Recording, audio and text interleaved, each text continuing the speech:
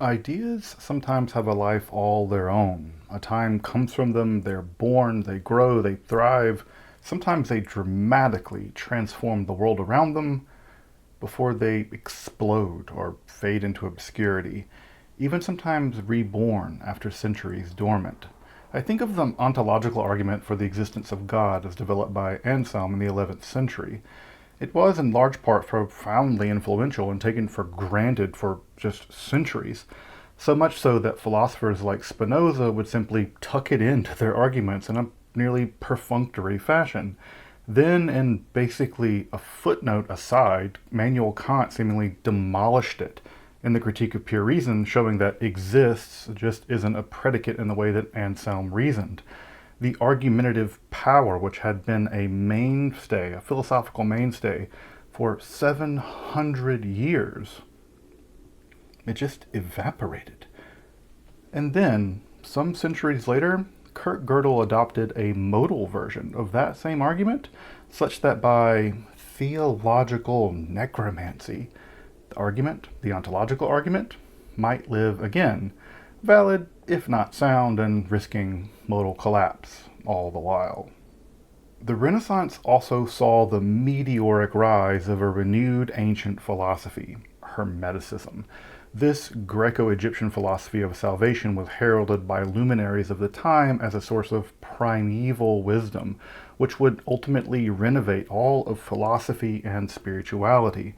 And by the mid-16th century, this pillar of Western esotericism was touted as a means to reform Christianity itself by people like Pico and Agrippa, and as a purer religion than even Christianity by Giordano Bruno. But by the mid-17th century, the mass popular appeal of Hermeticism, as much as it was, had just collapsed. What happened? How did this philosophy and spirituality go from heralded as access to truths more ancient than the Bible to being derided as an ancient forgery? Little more than debased Greek philosophy dressed up in Egyptian garb. Let's explore the perhaps temporary early modern downfall of Hermeticism. Make sure to subscribe here to Esoterica for weekly explorations of topics in esoteric history. And if you'd like to support this work of providing evidence-backed, free, and accessible content here on YouTube, I'd hope you check out my Patreon or consider picking up some of the cool merch we have on the channel. If you're new to the study of Hermeticism and you want to get the lay of the land and reliable scholarship, make sure to check out my study guide. And if you're interested in historical books on topics in the occult and the mystical, check out my bookstore, Esoterica Rare Books, where you can buy 17th century books on magic. You can find all those links in the description and in the pinned comment below. But now let's turn to the temporary twilight and perhaps the early modern dethroning of Hermes Trismegistus, Hermes the Thrice Great. I'm Dr. Justin Sledge, and welcome to Esoterica, where we explore the arcane in history, philosophy, and religion.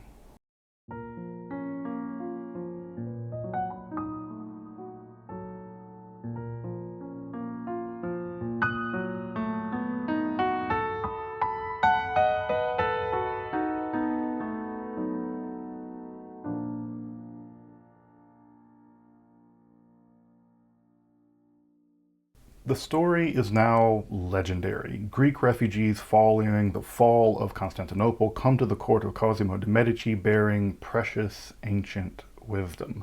Of these manuscripts was the Egyptian wisdom of Hermes the Thrice Great, teacher of none less than Moses, author of thousands of books of esoteric wisdom covering astrology, magic, and alchemy. It was thought to be the recovery of ancient, truly ancient, and thus pure wisdom that would deliver Europe from the shackles of medieval darkness and backwardness. Marsilio Ficino even halted his monumental translation of the divine Plato to rush the translation of the Hermetica. And as Dame Frances Yates of blessed memory has it, a Hermetic revolution was ignited that fueled the rise of scientific modernity itself. It's a lovely story and a powerful legend, but decades of recent scholarship have shown that, like most legends, this story is more myth than actual history. The manuscripts of the Hermetica are an editorial mess, with some sections simply corrupt beyond correction at this point. Ficino probably only really stopped his translation of Plato for the Hermetica because of the brevity of the Corpus Hermeticum, not necessarily the importance of the text in itself. It was just a much shorter project than, all of Plato. And his translation was half-hearted, it was often botched, it sometimes left out entire sentences at times. It was lacking entire text, and it was probably ultimately just unfinished by Ficino. This botched and incomplete translation was then printed like a bootleg without his permission in 1471, and further errors snuck in during the printing process. It seems that Ficino himself wasn't even terribly impressed with the teachings of the Hermetica, as they don't really even feature into his own philosophical project. He was clearly much more taken with Plato and Plotinus than with the thrice great Hermes. In subsequent editions of the Hermetica, like that of Lodovico Lazzarelli, the first person to call themselves a Hermeticist, yielded better texts, but less popular texts. Thus, whatever Renaissance Hermeticism was, it was certainly already substantially detached from the ancient teachings once encoded in those Greco-Egyptian texts. And one might even argue that the idea of the Hermetica in the abstract had much more impact than the actual substance of the teachings in the Hermetic documents themselves. That's a trend I would suggest continues down to this day. Indeed, many of the contemporary texts that I've read labeled Hermetic these days not only have no connection to the historical documents of the Hermetica, but often stand in direct philosophical contradiction to those historical texts. But facts have never gotten in the way of those that know the truth. But these rather abstract Hermetic principles, such as the mirroring of the microcosm and the macrocosm, spiritual ascent to the primal divine light, and human dignity expressed in the occult powers, among many other Hermetic principles, certainly captured the imagination of a wide range of philosophers and would-be magi. And the impact was as certain as it was radical. A cadre of Hermetic, Platonic, Kabbalistically informed scholars began to directly confront the status quo of academic stasis, metaphysical nominalism, spiritual corruption in the church, with someone like Cornelius Agrippa going so far as to declare that scholasticism itself was just satanic. If unorganized, not really a Hermetic tradition as such, there was something of a radical Hermetic movement, a decentralized movement that sprang up in the late 15th century, but had some success through the 16th, but then seemingly began a rapid collapse by the 17th century. As it turns out, the Hermetica wasn't suppressed by the Inquisition and their heretical burnings, although that did happen to poor Bruno, as much as it fell victim to the most boring of all enemies, forensic text criticism. But doubts about the authenticity of the Hermetica have apparently been around since at least late antiquity. Iamblichus himself had to defend the fact that these allegedly Egyptian texts are written not only in the Greek language, but also using specifically Greek philosophical terminology. There's not a hint of Demotic or Egyptian words really in the text aside from names. This seems to indicate that something like this critique was already being levied at the text, and he felt the need to answer just that indictment. Of course, some Christians like St. Augustine expressed doubts about the claims that the texts were really ancient, supremely ancient, or were pagan heralds for the coming of Christ, unlike someone like, say, Lactantius, and many people over in the East who were much more comfortable with the Hermetica. In fact, that's only the reason why they survive. Indeed, Augustine's hostile attitude to the text may help explain why at least the bulk of the Corpus Hermeticum didn't endure into the Latin West, though of course the rather corrupt Latin version of the Aesculapius did survive. But following the publication of the Corpus Hermeticum in the 15th century, along with other ancient literature, like Iamblichus for that matter, the position of many Western intellectuals was far short of the enthusiasm of the others that we cherish around here, people like Pico and Dee and Agrippa. Adrian Turnebus published the first Greek edition of the Corpus Hermeticum in 1554 and noticed that a mention of Phidias in the Aesculapius meant that the text could not be much older than the 5th century BCE. Phidias was a famous architect and painter, and so it was certainly not from the days before the flood, or certainly even the days of Moses. Guénéberard, his student, also discounted the antiquity of the Hermetica in his Chronographia of 1580, adding the mention of the Sibyls to drive the date even more forward in time, into the Roman period. This issue of the mention of the Sibyls is interesting and it's important, and I'll come back to it in just a moment. Patrizzi, whose 1591 Nova de Universis Philosophia was a full-on anti-Aristotelian and thus an anti-scholastic attacker, called as witnesses not only people like Plato and the Neoplatonists, but also sages like the Egyptian Hermes. Indeed, Patrizzi published a collection of just such wisdom as the Magia Philosophica in 1593. It's a really lovely little collection. But his colleagues and the Inquisition expressed his doubts on his reliance on pagan wisdom to vet the orthodoxy of any philosophy. Further, we have some of the first mentions that the Corpus Hermeticum may not have been all that ancient to begin with, but maybe even actively plagiarized, perverted Christian teachings in antiquity. Even in the Renaissance, we're beginning to have these murmurs. In other words, it was neither ancient nor even really hermetic, and thus doubly offered nothing to the pious Christian, as we see in these early anti-Hermetic polemics. But it would be in the internecine controversies between Protestants and Catholics that the Hermetic wisdom would face its most decisive and devastating blow. The Jesuit Cesar Baronio had composed the first volume of his eventually 12 Annales Ecclesiastici in 1588, wherein he argued that some pagan prophets had indeed foretold the coming of Christ. Even the pagans knew that Jesus was coming. And included in his analysis was the Egyptian Hermes along with the Sibyls. Of course, his History of the Church was written primarily to justify that the true church had always been Catholic, and thus to repudiate all those pesky, heretical Protestants. But the Calvinist Isaac Casaubon intended to attack Baronio to show that the primitive, therefore the most ancient and authentic church, was indeed not the Catholic Church of Rome with its popery, and that his historical reasoning, Baronio, was profoundly flawed, thus undermining the historical legitimacy so sought out by the Jesuit. And he unleashed his polemic in 1614, 1615, in a text called De Rebus Sacris Ecclesiasticis.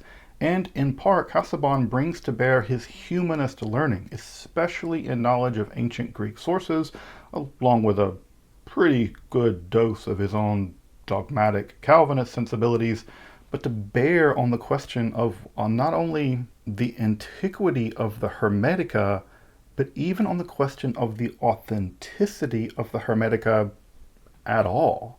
But to appreciate this, we have actually the rare opportunity to actually examine his notes, Casaubon's notes as marginalia, in his own copy of the Greek text of the Corpus Hermeticum that survives to this day in the British Library. You could go request to see it. You could see his notes in the margins.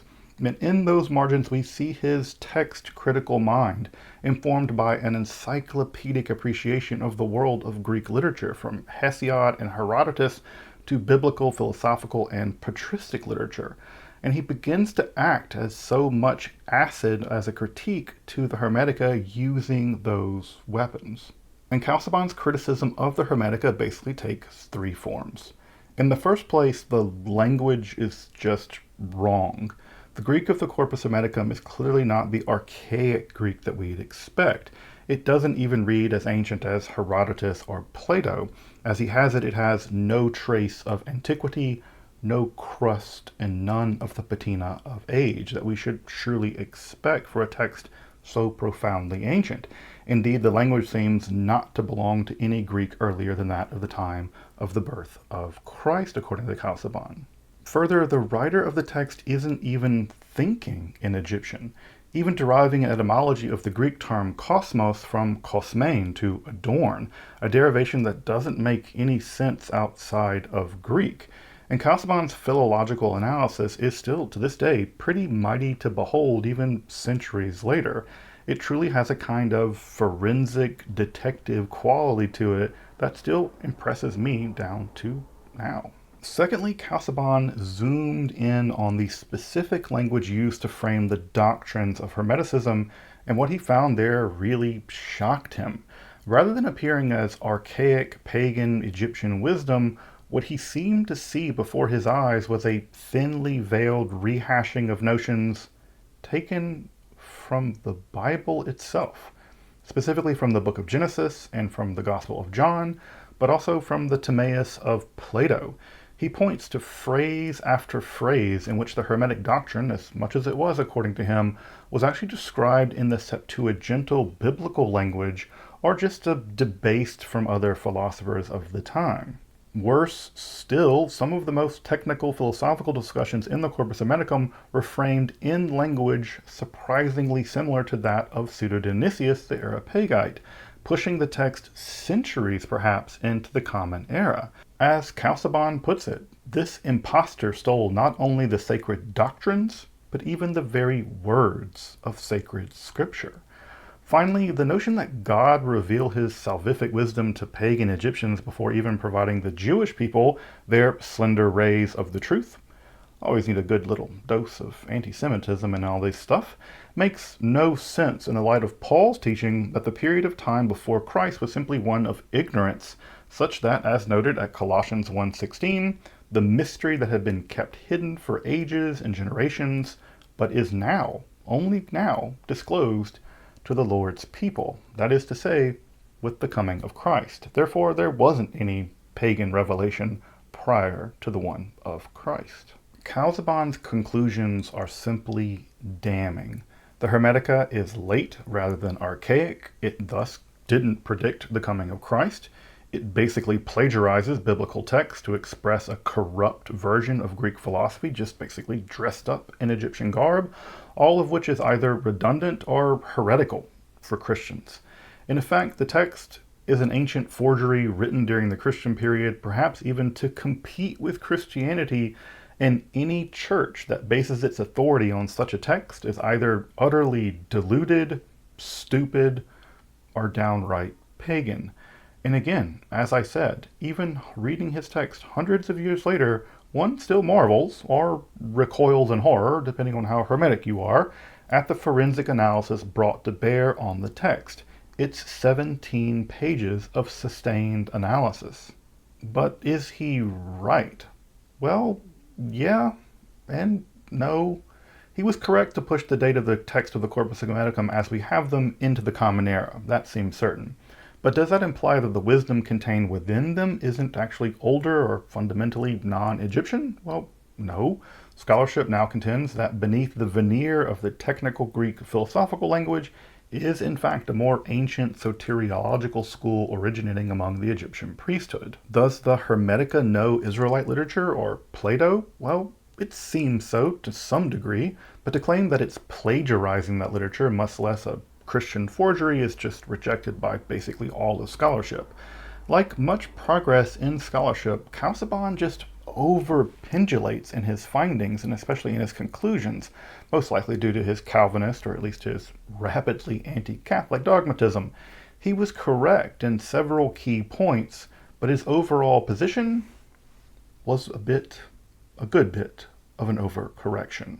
Though in at least one detail, his criticism was due in part to just how corrupt the Corpus Hermeticum had become by the time that it went to print in the first place. Recall from a moment ago that one of the arguments against the greater antiquity of the Corpus Hermeticum is that in Corpus Hermeticum 12 it invokes the Sibyls as one of the means by which the gods communicate with human beings. Now that's taken from the first 1471 and many subsequent editions, though not the second printing, if I remember correctly, of the Corpus Hermeticum. The problem here is the later dating of the Roman Sibyl, but the most reliable manuscripts of both the Corpus Hermeticum and even Ficino's translation copy, the one he presented to Cosimo de' Medici, do in fact reliably render the original Greek diadruos as per silvum, that is to say, by a tree or by oak, and that makes totally good sense given that context. As I quote from Litw's translation, God communes with the animal alone by night through dreams, by day through signs, as through all things foretelling the future to humanity, through birds, through intestines, through wind, through an oak or by a tree, by which it is touted that humanity knows things past, present, and future. So how did the Sybil mistake sneak in? Well, probably through the slip of a pen or the slip of a typesetter. Per Silvam and per Sabalum are close enough, and the context, how the gods communicate with people, it all fits as well. So this is a place where the Corpus Hermeticum and Ficino's translation are actually faultless in terms of establishing a later dating. But given the corruption creep then to the bootleg version of the printing of the Corpus Hermeticum and the game of telephone in terms of both later printers and later editors trying to correct an already corrupt text, the presence of the apparent Sybil gave fuel to the fire of people like Casaubon attempting to discredit the Corpus Hermeticum as a whole. It was a spelling mistake that led people to believe that the whole text was corrupt, but it was just probably a typesetting error. This is how history goes, folks. But as history would bear itself out, Casaubon's argument did basically carry the day. When Catholic authors responded to him, they more or less conceded the position on the Corpus Hermeticum, or they just didn't care to address it. And manuscript proofs even showed that Baronio himself preemptively recognized problems in his own arguments about the Corpus Hermeticum, but his corrections didn't make it into print, at least not in the first edition, but they do survive in manuscript, interestingly enough.